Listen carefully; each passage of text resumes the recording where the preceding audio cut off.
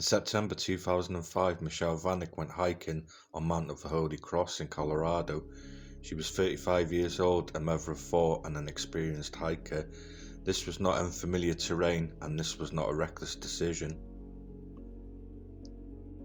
At some point during the hike, Michelle separated from her hiking partner, not dramatically, not unusually. She was tired and she wasn't feeling too well.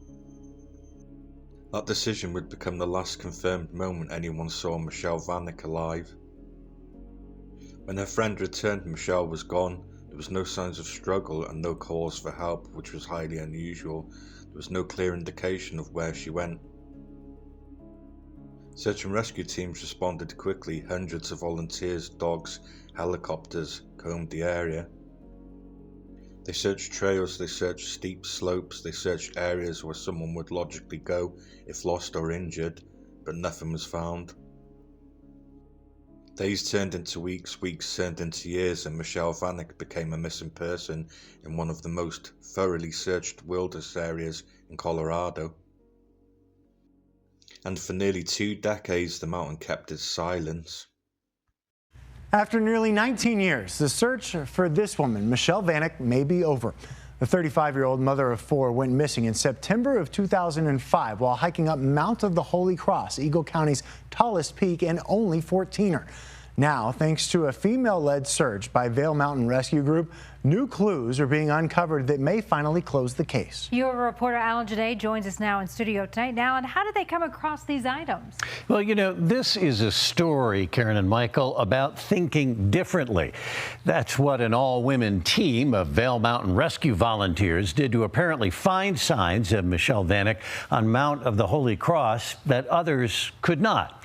It started when the rescue group's leader, the only male in this story, had a dream that told him that Michelle Vanek's soul did not want to be found by a man. So he asked a woman to put together a team of women to find answers. It is an aging photo from 2005, taken by Michelle Vanek's climbing partner the day they were on the mountain before they separated. Her last known photo lives in all of our minds. Emily Brown of Vail Mountain Rescue was tasked with putting together the team. 19 years ago, searchers in helicopters and hundreds on the ground scoured the mountain for Michelle for over a week. She had fallen ill and stayed behind while her partner went on to the summit, but no one could find any sign of her. The search for missing hiker Michelle Vanek has been suspended. The team had long thought about Michelle. The heartache that the family must have not having closure with it has always been with me. And now they considered, what would it be like to be her that day? Let's try to think how I personally would think as a female, and being tired and being exhausted and, being new to the mountains. So the team went to the mountain with the clue of a boot matching hers found by a hiker in 2022. So we stood exactly where she was and walked, presumably her exact trail as a woman from the perspective of a man with the instructions of a man. And it led us right to her. Became a moment.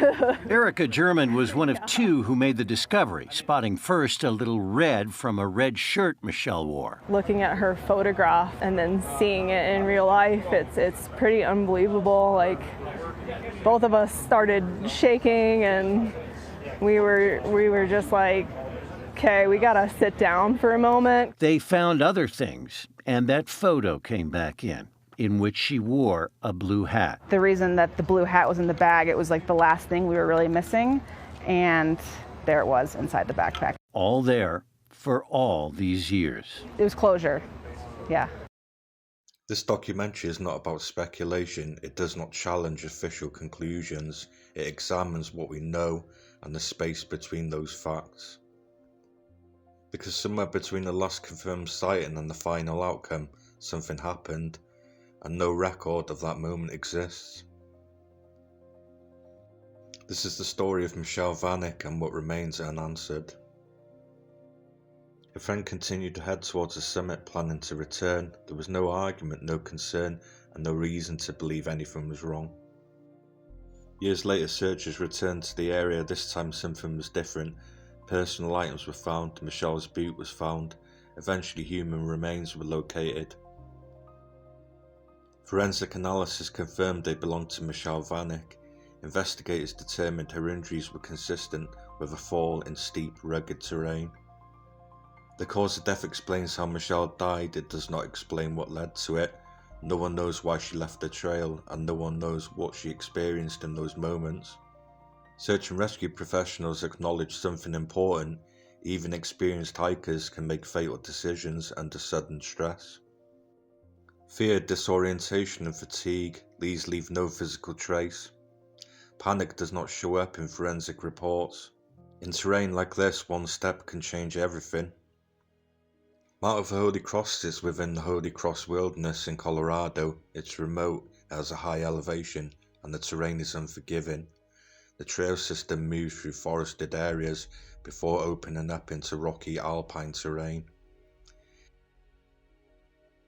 Weather can change rapidly, visibility can shift without warning. One misstep can have a serious consequence. This is not a place where danger announces itself. Mistakes can happen quickly here, and once they do, the environment does not give any second chances.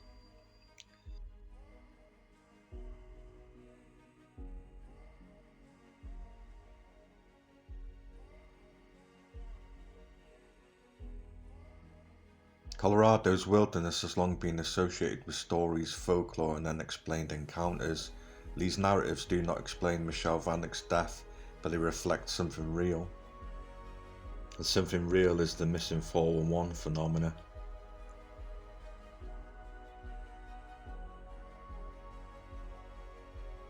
Across North America, thousands of people have vanished in wilderness areas. Some are found, some are never seen again, and over time, researchers began to notice patterns.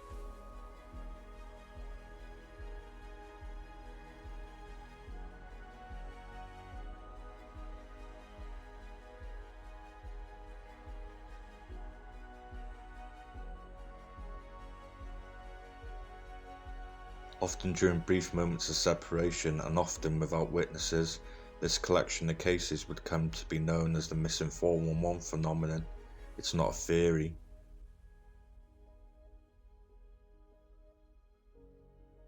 It's not a cause, it's a label for cases that share unsettling similarities and resist simple answers. Michelle's disappearance did not fit the narrative expected when something goes wrong outdoors. There was no storm, no injury reported, and no emergency call, just a moment when she was alone and then gone. Colorado is a state known for beauty but also isolation. Large stretches of land remain untouched, difficult to search and unforgiving to mistakes. It is also a state where unexplained encounter reports have been recorded for decades. Not explanations, just reports. Hunters, hikers, campers, many describe being watched. Sudden fear, a sense of being overwhelmed. These stories exist regardless of how one interprets them, and they form part of the cultural backdrop of the region.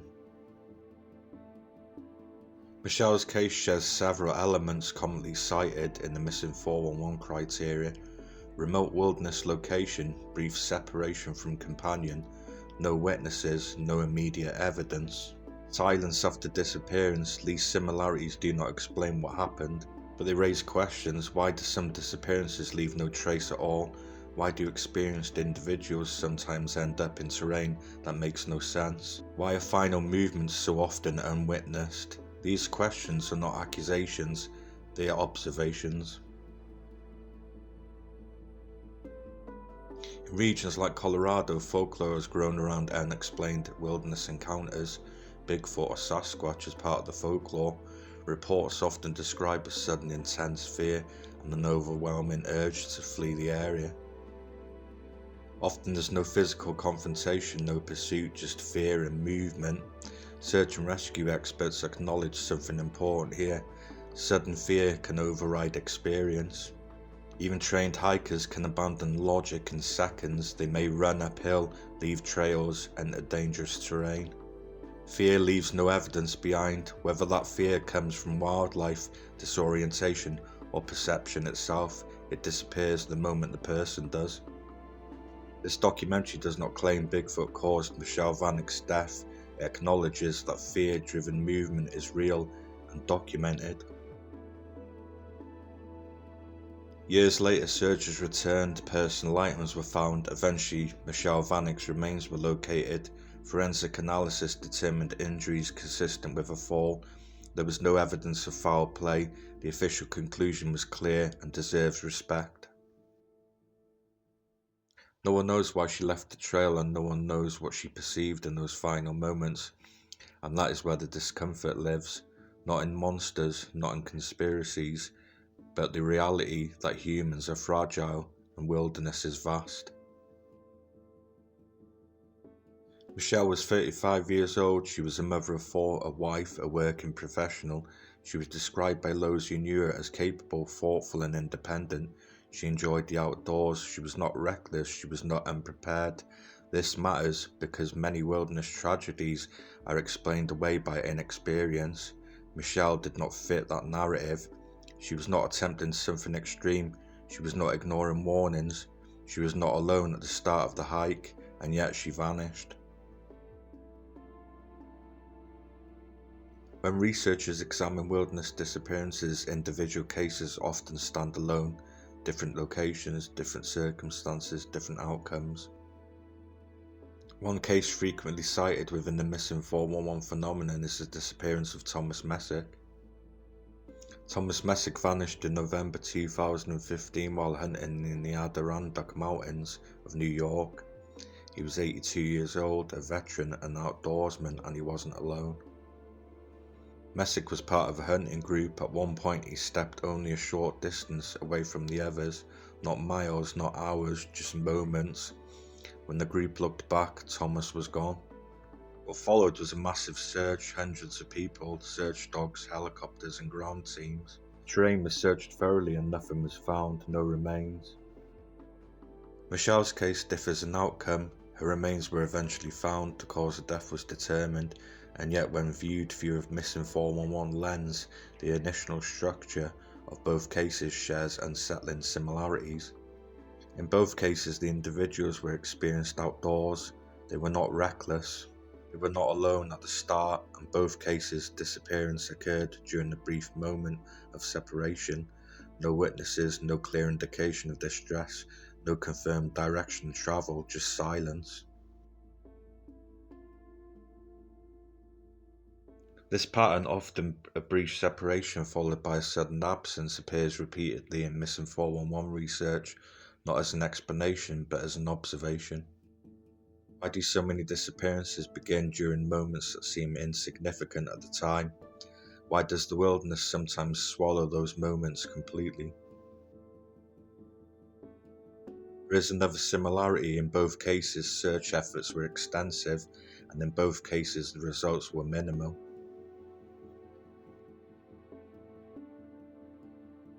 For Thomas Messick, nothing was ever found. For Michelle Vanek, it would take years, nearly 2 decades, before anything surfaced at all. It is important to say clearly, Michelle Vanek and Thomas Messick did not disappear under identical circumstances. Michelle's case was an official conclusion. Thomas Messick's case does not. This comparison does not suggest the same cause. It highlights the same vulnerability window, that brief period when someone is alone.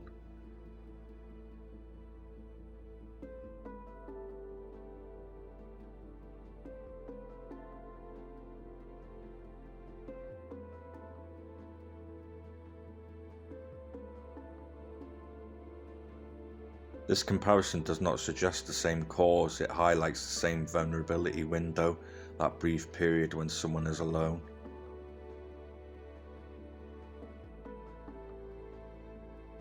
Search and rescue experts often describe this window as the most dangerous moment in wilderness activity, not because danger increases, but because accountability disappears.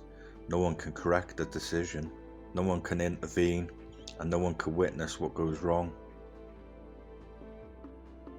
Search and rescue experts often describe this window as the most dangerous moment in wilderness activity, not because danger increases, but because accountability disappears. One can correct a wrong decision, no one can intervene, and no one can witness what goes wrong. Within the Missing 411 framework, this raises difficult questions, not about monsters, not about conspiracies, but about human fragility. This is where the unease lies, not in what we imagine, but in what we never see. Those moments between safety and tragedy, moments that happen quickly.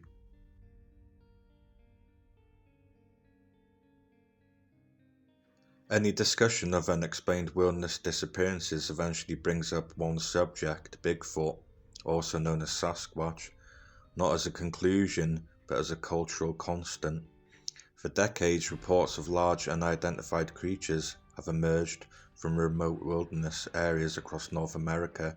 Hunters, hikers, campers, many of those reports come from the same types of locations where Missing 411 cases occur: dense forests, mountainous terrain, national parks, low visibility environments. Colorado is one of those regions. Colorado consistently ranks among the states with a high number of reported Sasquatch sightings, photographs, video footage, eyewitness accounts. None of these reports have been proven. None of them explain Michelle Vanek's death. That distinction matters. What is relevant is not the creature but the experience described in many of these encounters. Witnesses often report a sudden visual shock, an overwhelming sense of fear, a feeling of being watched, and an immediate urge to flee the area. In some cases, people report running without thinking, leaving trails, entering dangerous terrain, ignoring obvious risks. Search and rescue professionals acknowledge something important here. Sudden fear, regardless of the source, can override logic, training, and experience. This is documented. Whether that fear comes from wildlife, disorientation, environmental conditions, or perception itself, the result can be the same: a sudden movement, a wrong decision, a moment that can never be reconstructed. I want to be clear about something that makes this case disturbing. It's not the theories, it's not the folklore, and it's not the speculation, it's the absence. Michelle Vanek did not vanish during the storm. She did not disappear in chaos. There was no warning sign that something was about to go wrong. She stopped, she waited, and then she was gone. That transition from normal to irreversible happened without a witness. And that's the thing that's hard to sit with in this case. As humans, we expect escalation, we expect danger to announce itself, we expect fear to be visible, we expect mistakes to leave evidence. But in this case, none of that exists. This is before and then after. The moment in between is missing. The gap is unsettling because it focuses on uncomfortable truth. Sometimes the most important moment of a person's life can occur in silence, no sound, record, no explanation, just an outcome. Even when the cause of death is understood, the experience itself disappears. We know how Michelle Vanek died. What we don't know is what she saw and what she felt and what caused her to move when she did. That's what makes cases like this stay with people, not because they were unsolved, but because they were unfinished. The narrative stops mid-sentence. Right where I'm at right now, going across that cliff over there. Right.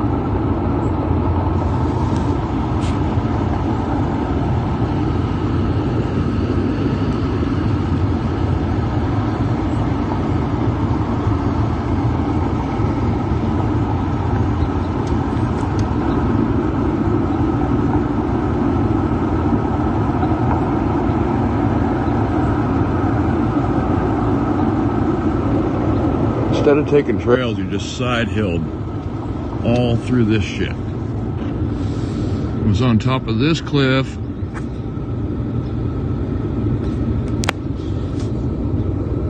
Came down that, straight down, and then walked over. Now he's over there.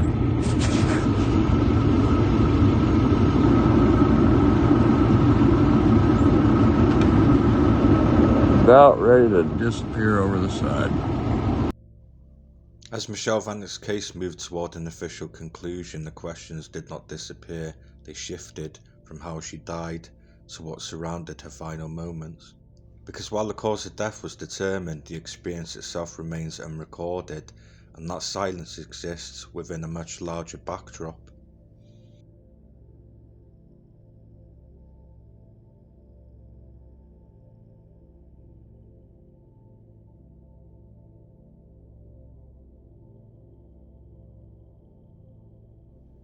Over the past several decades, Colorado has become one of the most frequently cited states for reported Bigfoot or Sasquatch sightings. These are not conclusions, these are reports. Michelle's case does not contain evidence of an encounter. There is no proof of external presence, and none is claimed here, but her case exists in a region where stories and fear-driven flight are common, and where those stories continue to be told.